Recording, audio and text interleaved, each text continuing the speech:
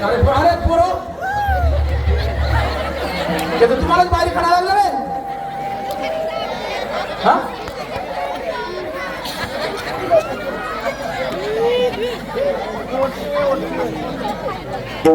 बस रे बाकी बस बस बाकी अरे अरे काय केलं रे काय केलं रे अरे काय केलं काय काय केलं काय अरे बाप रे अरे बाप रे मारो अरे मारू नका अरे लागते ते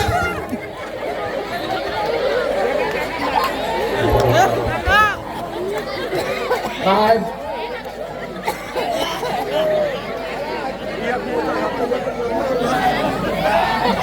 काय काम झालं बाबा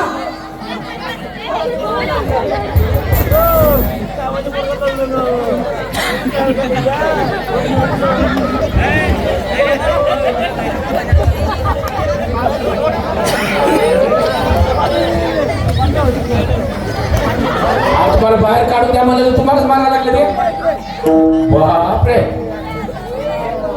अरे बापरे काय केलं अरे काय काय झालं रे थांब रे बाबा तिथं ठेव रे बाबा ते अरे थांब मार ते मार के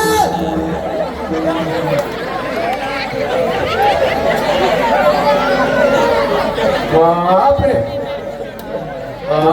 काय काय झालं बाबा काय केलं रे एवढं थांब थांब नको थांब आता नाही बर बर बर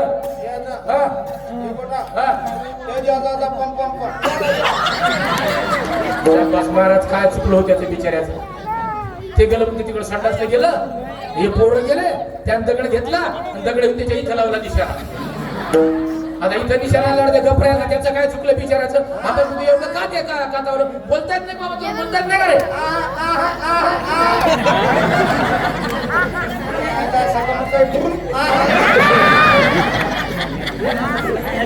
बोलतायत नाही का रे बोलतायत नाही मुकाय अरे अरे अरे मुकाय म्हणते हो महाराज बोलतायत बाईकडे कसं करते ते काय विचार आहे त्याचा काय लग्न लावते वाटते लग्न करायसाठी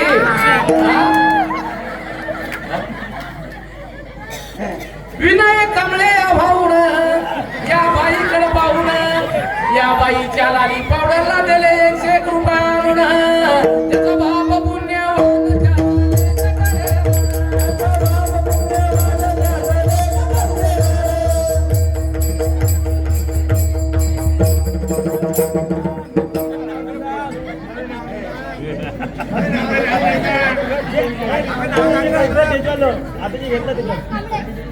आमचे विलास भाऊ कांबडी या मुक्याले पाहून दुगडोजी भरती करायसाठी दिले 100 रुपये पाठवून नाही भरती करा तर म्हणे गावातले लेकरं जातील बुजाळून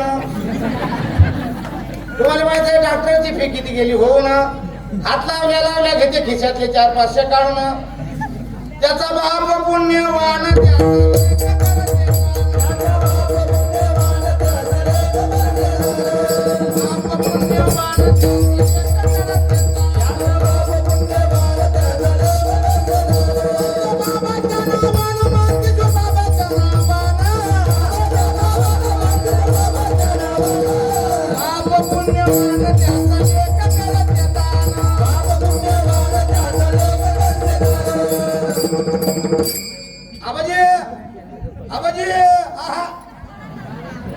आता आबाजीकडलं का लावतं का काय त्याचा विचार आहे वाटतं आता यावर्षी माशी बांधायचा आबाजी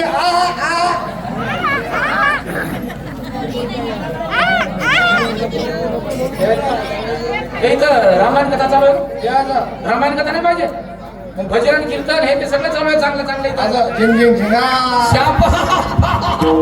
झिंग झिंग झिंगाट पण लागलं वारे वा अरे बाप रे तमाशा पाहिजे मध्ये अरे मुका झालो वाचा गेली न मुका झालो वाचा गेली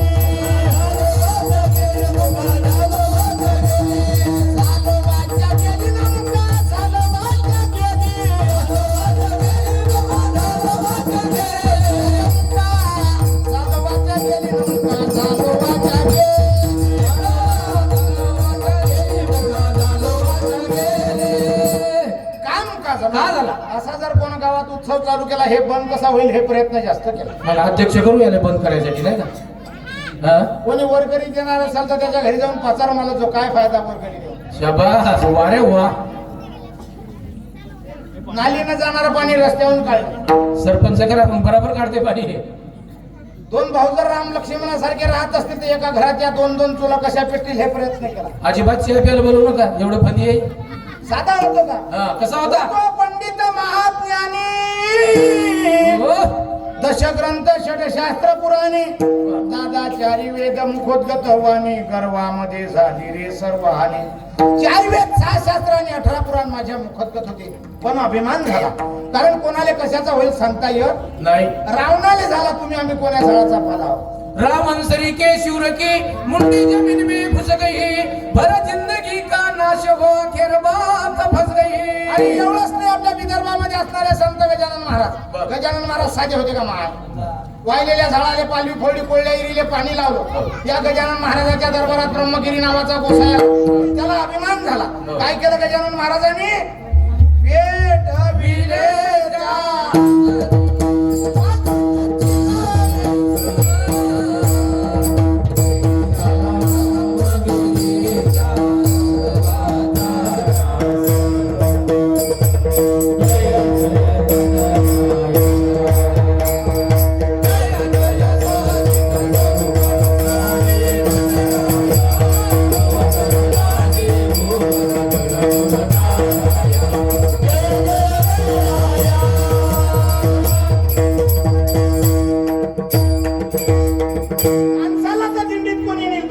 सुद्धा नेणारे. 2018ला ज्यावेळी दिंडी सोळा शेगावातून निघाला, अकोल्यात आला बाळापूर, मालेगाव शिरपूर रिसोड मार्गे जसा मराठवाड्यात गेणारे गेला.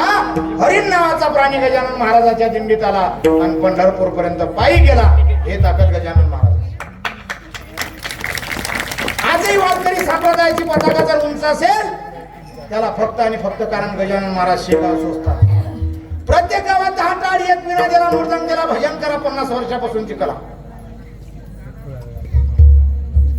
तुम्हाला कितीतरी सांगता येईल. गजानन महाराज अमेरिकन विक्रम पंडित आले, कोणतरी सांगितलं तुम्हाला सुख शांती समाधान पाहिजे असेल तर भारत देशात जा. भारत देशातून महाराष्ट्रात आले, महाराष्ट्रात ती संतांची भूमी विदर्भात आली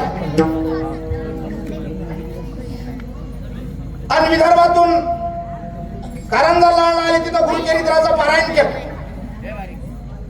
आणि गजानन महाराज तिथं सांगितलं कोणी तुम्हाला रिद्धी सिद्धी झाडू मारणारी पाहायची असेल तर गजानन महाराज शेगाव सोस्तानले आले. तुझं तू कचरा नाही, व्यवस्था चांगली, कमी पैशात हे चालते कसं पाहा. 2-4 दिवस सहज प्रत्येकाच्या मुखात जय गजानन जय गजानन जय गजानन. मन भरावून गेलं, झोपला बिचार. आणि रात्री सकाळी 4 वाजता स्वप्न पडलं.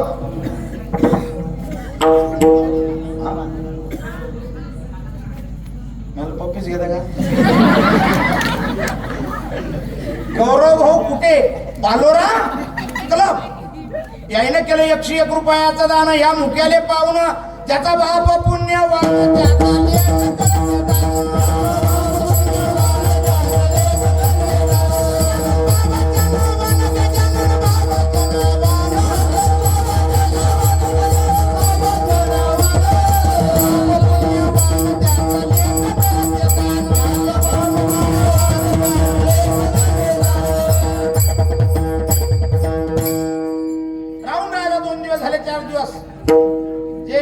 जय गजानन. झोपला बिचारा. सकाळी 4 वाजता एक स्वप्न पडलं. एक म्हाताराला गुडघ्यात धोतारा, डोक्याला फेटा, हातात काळी आहे. सांगितलं बाबा आजपर्यंत अनेक परिसर ओले केले, हा परिसर ओला करायची गरज आहे. त्यावेळेस त्या भागातनी पाऊस नव्हता. आपल्या कृषी मुख्यमंत्री यानं ढगाळ आणले, त्या ढगाळावर काहीतरी टाकलं होतं, त्यांना काही पाऊस आला नव्हता. त्याला स्वप्न पडलं. ते उठला पहाटे, असं कोणी हे करत असते काय असत. त्यानं लगेच अमेरिकेला फोन लावला. त्याच्या मित्राला असं असं स्वप्न पडलं, काय असं रे म्हणे. काहीच 10 मिनिटात फोन करून सांगतो. खरंच 10 मिनिटात फोन केला. काहीच नाही म्हणे, तुझ्याकडे पैसा भरपूर आहे, तुझी द्यायची इच्छा आहे आणि इथं काहीतरी अडचण आहे म्हणे. एवढंच आहे का? आताच अध्यक्षाला भेटतो म्हणे. आंघोळ गिंघोळ केली. गजानन महाराजची बावनी वाजली. मंदिरात आला, गजानन महाराजचं दर्शन घेतलं. मंदिराला 108 प्रदक्षिणा मारल्या आणि त्या सेवा धारायच्या म्हणे, बाबा या संस्थानचे अध्यक्ष कोण आहे? हे झाडझूड करत होते, कोणाला सांगितलं नाही. भक्त निवास 1 ला विचारलं, ते मंदिर पेंजून काढलं. भक्त निवास 1 ला विचारलं, 2 ला विचारलं, 3 ला विचारलं, 4 ला विचारलं, पण कोण सांगितलं नाही. कंटाळला, शेवटी 6 वर गेला, तिथून लक्झरीत बसला, आनंद सागरला गेला, तो परिसर पेंजून काढला. तिथंही कोण सांगितलं नाही. भक्त निवास 20व्यावर आला, तिथंही कोण सांगितलं नाही. भक्त निवास वारकरीवर आला इकडे गावात, तिथंही कोण सांगितलं. रात्रीचे 9 साडेनऊ वाजले. पोटात अन्न नाही, पाणी नाही, काही नाही. गेला मंदिरात, गेला, नंतकरणातून आरती केली.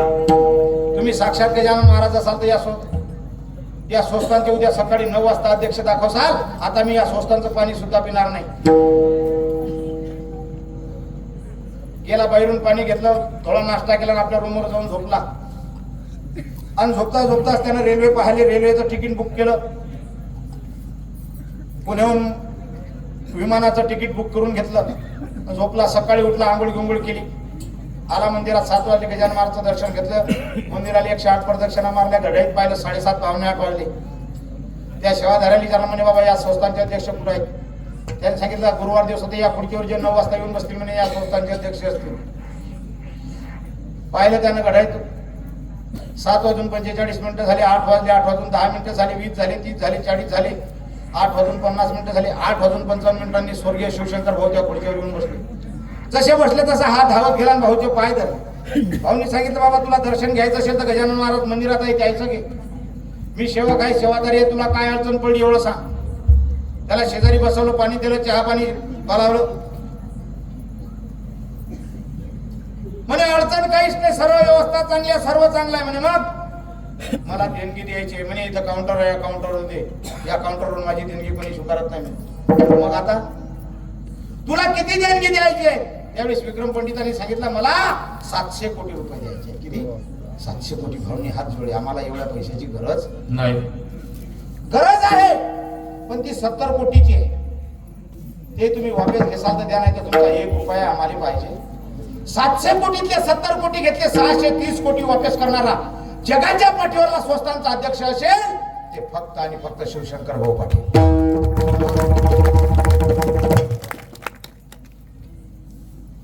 स्वस्तांचं कितीतरी कार्य सांगताय. ज्ञानोबरायाच्या दरबारात 1400 वर्ष जगणारा चांगदेवाला वाघावर बसून आला, हातात सापाचा चाबूक निघाला. आळंदीच्या दिशेने, आळंदीच्या जवळ आला. ही भावंड बसली होती निवृत्ती ज्ञानदेव सोपान मुक्ताबाई. ती 5 वर्षाची मुक्ताबाई होती. ज्ञानदादा हा 1400 जगला, पण कुराच्या कुरा आहे. जसा आळंदीत आला, जसा जवळ आला, काय केलं ज्ञानेश्वर महाराजांनी? त्याला आलेला जो गर्व होता कशाने हरण केला? चालविली जळ भिंत